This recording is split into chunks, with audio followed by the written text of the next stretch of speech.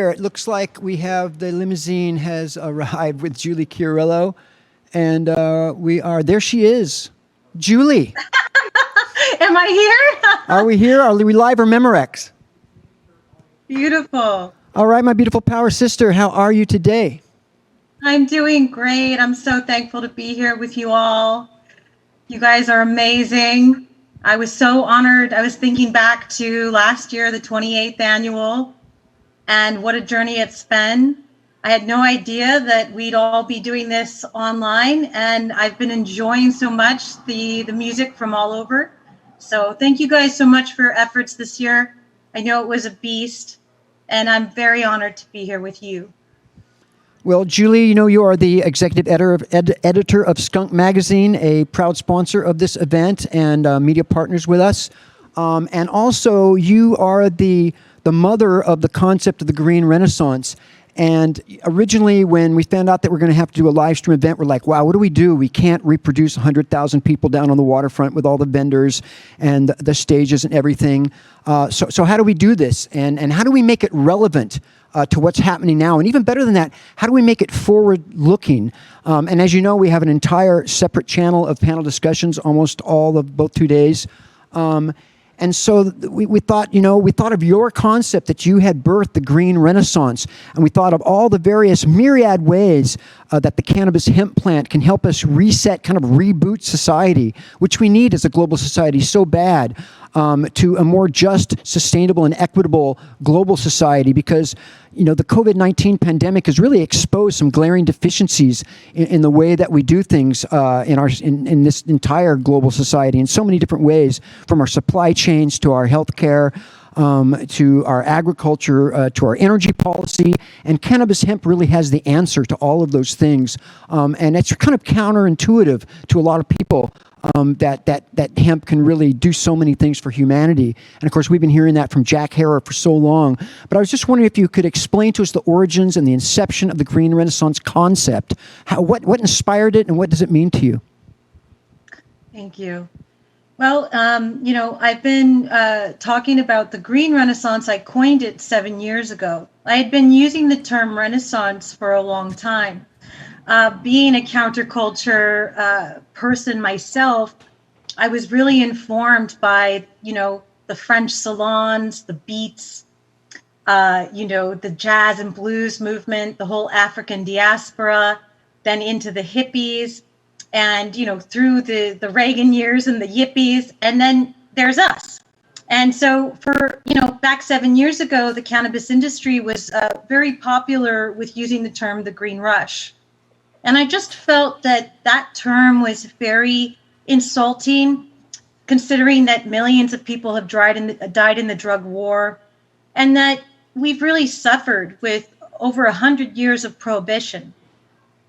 And so, I just thought, gosh, we can't use that term. That term isn't right. And I've been thinking about, well, I think we're about 100 years into a renaissance. And, the last Renaissance, I'm very inspired by the last Renaissance. The last Renaissance, 20 million people died in Europe before the new way of thinking and being was ushered in. And I thought, what? I think we're 100 years into this Renaissance.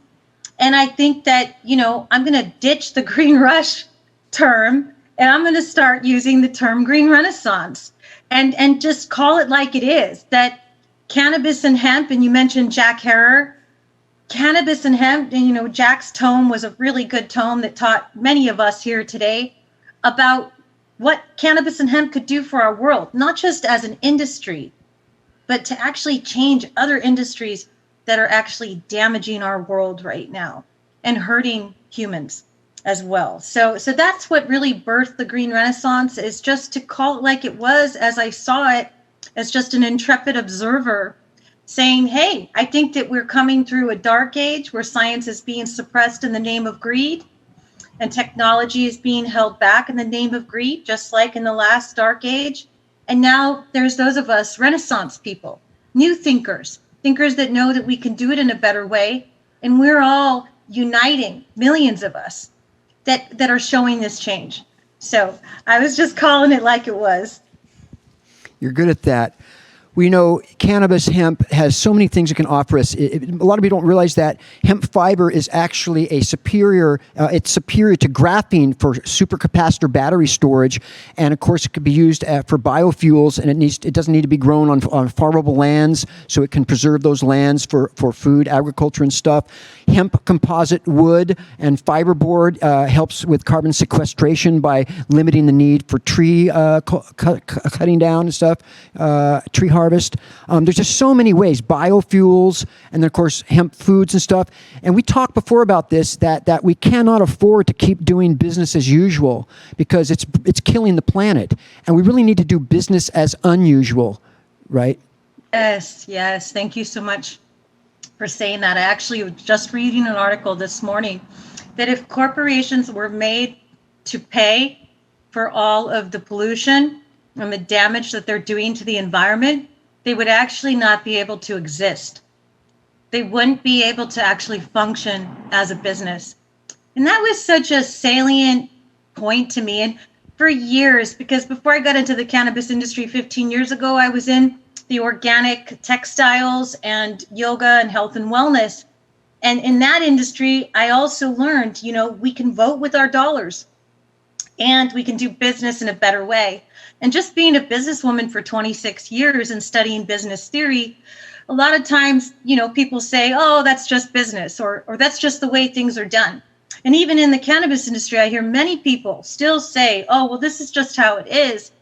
And what is burning in my heart is that we cannot do business as usual. In fact, we have more intelligent and sophisticated ways to work together. And, a lot of economists say, Viv, that we're in a post-capitalist era. We've really kind of run this machine down to its down to the metal, in that we're really kind of burning everything and tearing everything down, and we're in this kind of death rattle moment. And a lot of people, don't feel that yet, but the economists say that we are post-capitalist, and so we're looking at something where the new thing is emerging. And what they talk about also is that the cooperative and the collective will be something of the future. They believe that we will actually be able to unite. And so for me, doing new style business is about, saying, okay, how can we infuse philanthropy? How can we pay attention to, how we are working with our earthly resources? And cannabis and hemp bring a lot of solutions. I myself am looking to see how I can print Skunk Magazine on hemp paper in 2021, because I'm constantly asking myself, what are the little things that I can do that are right in front of me that could actually help to stop this business as usual, which has really disconnected us from the natural world. If we want to talk about that, is that we're really disconnected from the natural world right now. And if we look at the earth as a commodity or as an object to take from, then we're really not connected with that Gaia principle. If you guys look up the Gaia principle, it just talks about that we are the earth ourselves. The soil is us, the waterways are us. We are all interconnected. And so business as usual really doesn't acknowledge that. It doesn't acknowledge our sacred connection and our interconnection with the entire natural world. Ho to that. Julie, you know that Hempfest has always opened our main stage and closed our main stage with indigenous Native American prayer and ritual. And today we started with a video of the Sacred Canoe family doing their songs and drumming and prayers from the main stage. And you have also mentioned that in your mind, the Green Renaissance is intimately tied to and inspired by Native American prophecy. Can you touch on that? Absolutely. Thank you. Yeah, I mean, I was in the yoga industry, as I said, and as an esoteric and somebody that studied sacred texts, it's not even just the natives, it's lots of indigenous cultures all around the world. And I can get into that. But one of the first that inspired me, because I'm from the Central Coast and the Chumash tradition is here. And I was really interested as an herbalist to study native traditions and the herbology that they also did, and the wild harvesting and wild medicine crafting. And I started to study the Hopi prophecy, And what they spoke of, the Hopis for hundreds and hundreds of years have spoken of a time, a great dark time that would come when the rivers were dying, when the oceans were dying, when we were losing our sacred animals, our brothers and sisters as they saw them. We were the two-leggeds, but we're hurting our four-leggeds, that lost generations of children, and people really being inhuman, as if they were kind of zombies. They talked about this hundreds of years ago, and they said that at this dark time, there would come a generation of rainbow warriors of every race, nation, and creed. And these rainbow warriors would be seated with the knowledge that of this integral nature of our earth connection, and that the earth was sacred, and that we were sacred, and to bring that reverence back. And so this tradition of the rainbow warriors, I believe that this is actually what we're living through right now at this moment. And there are other traditions also that kind of confirm it, from the Aztecs and the Mayans to the Hindus with the Kali Yuga. We're technically finished with the Kali Yuga, which was the age of destruction, and we're moving into the golden age, which is an age of connection.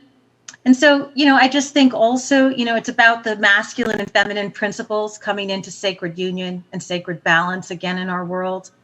It's about 10,000 years of patriarchy ending. It's about the industrial model ending. And for us to say, hey, we're more intelligent. We can actually do sophisticated husbandry. We're designed to be stewards. And I think that's what natives have really shown us in their practices, is stewardship, that we can actually live in harmony with our resources and with the earth if we pay attention and we have more care. We are experiencing a global awareness movement right now of the importance for social justice and racial equity, and reforming our criminal justice system with the Black Lives Matter movement, which is so long in the making and so overdue. How do these values in your mind play into the Green Renaissance concept? Thank you so much. Such an important question. Here's the deal: it's one human race, and so what we're seeing in on a national level in America right now, with the rise of hate crimes and racism and racial violence and police brutality, it's quite upsetting, and it's a kind of dark moment in American history. Again, we've been through this before. But to me, with the drug war and prohibition, it has been overwhelmingly put against minorities and people of color.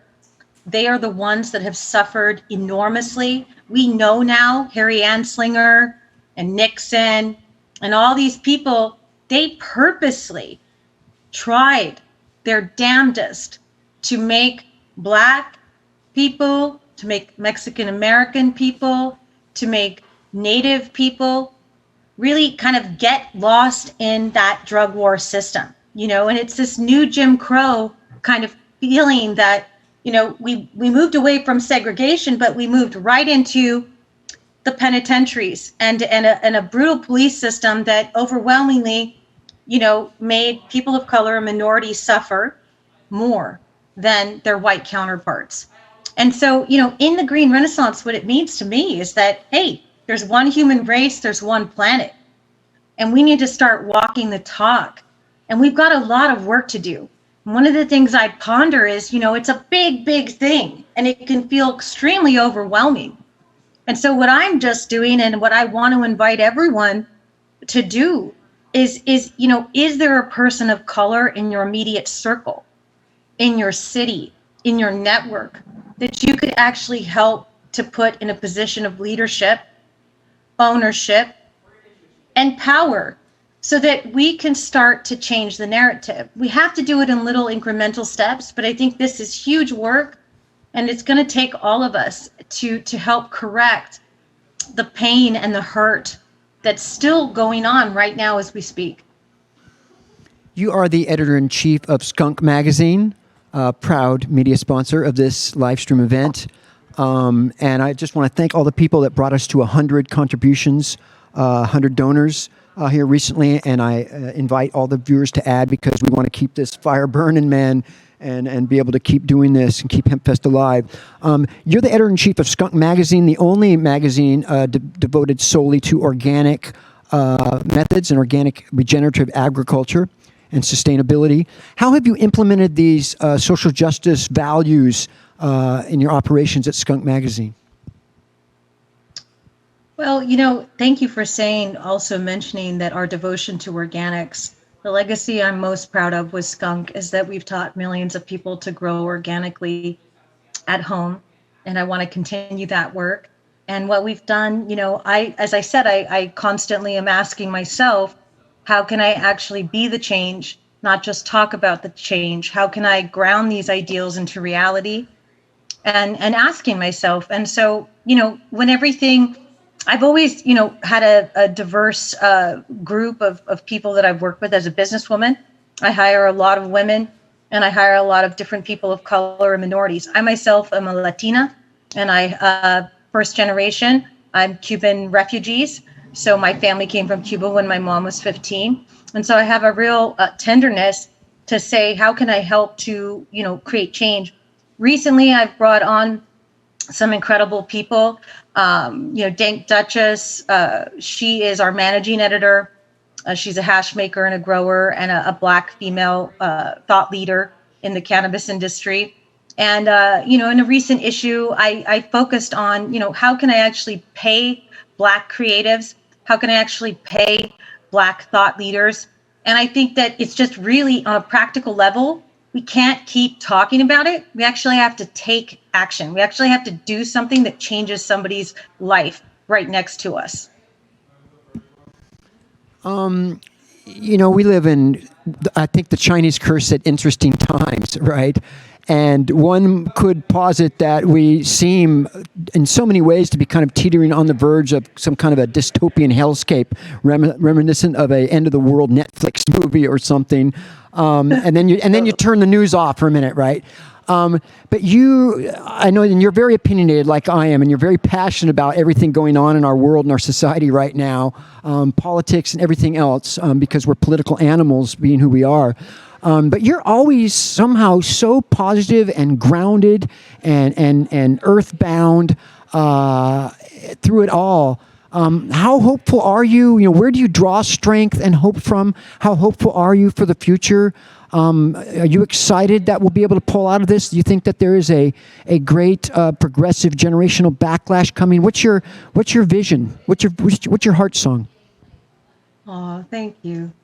Well, I think that, what gives me a lot of solace is my years in yoga, my meditation practice, and my ability to, I believe in what Tesla said, that all of us are able to tap into universal mind, that we're sacred receivers, and that we can receive information and guidance. And recently, definitely in the last, this little 6-month period that we've all been working with, and really feeling kind of a sense of, God, how can we handle all of this? How can we deal with this overwhelming, rich layered thing of like, man, we've got a lot to do.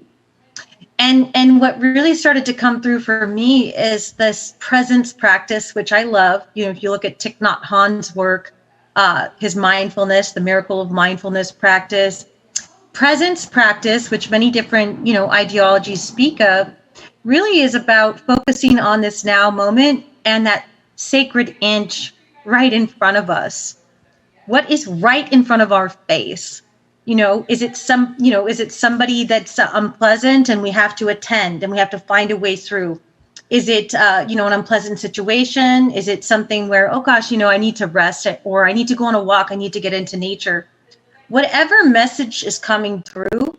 And I think this is about us returning to sacred connection as well, not just to the earth, but to our own inner guidance system. Because in the commodification of the world of commodification, we also are commodities. We almost function and treat ourselves as commodities, perform, do, but without a sense of connection with the self. It's more of like a disconnection with the self and just running on empty kind of feeling that millions and millions of people are dealing with right now. And so I think for me, it's not just, a lot of people talk about it's the revolution. The revolution is really within. And I think the green renaissance is not just about what we can do outwardly. Really what happens first is that we're engaging that consciousness, which I think that, with cannabis, when I first used when I was 16, cannabis really is the doorway. Like Aldous Huxley says, when the doors of perception are cleansed, then we can see. And I think that really this is an invitation for all of us to realize that we are the ones we've been waiting for. We can be our own hero. And it's not something complex. It's really to just drop in and be present and do whatever gets you in that groove to where you're hearing your inner voice. Whatever you got to do.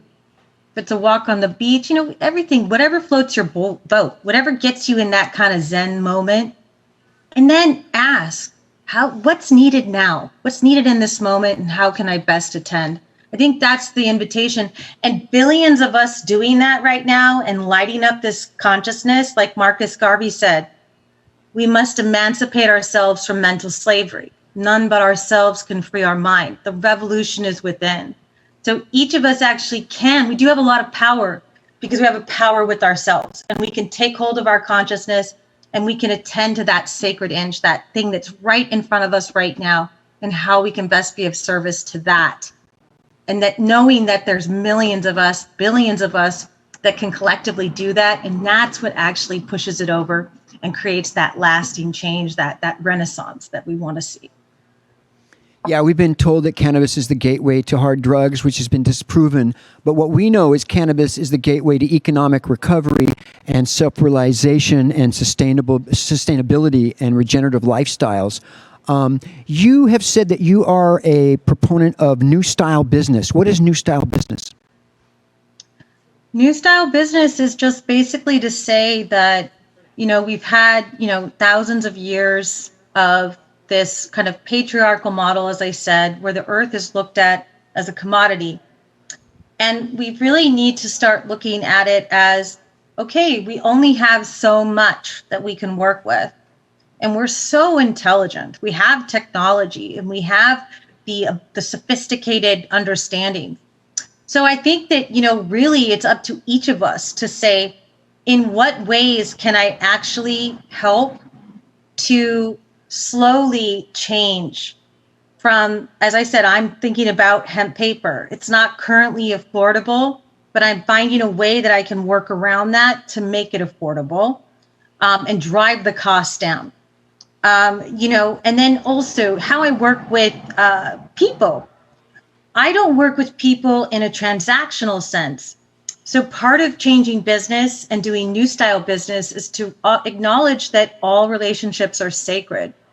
And that business isn't about what I can get, what I can take, what I can use, but it's regenerative. And so you say, okay, if I give this and you give this, then we can create abundance. And then we move away from this scarcity mentality, which is wrecking our world. Because we know there are enough resources for everyone. We can grow enough food. We can run on clean energy. We can have amazing building materials, amazing textiles. We can stop polluting our soils and our waterways. We are actually capable of all of it. So now we just have to get crafty and say, how can we beat the system at its own game? Because we are the creators, we are the innovators, and find little ways that you can actually practice this new style business. Julie Chiarello from Skunk Magazine, thank you so much for all the support and partnering that you've done with Seattle Hempfest throughout the years. We love all of you folks at Skunk so much. And the land is dark.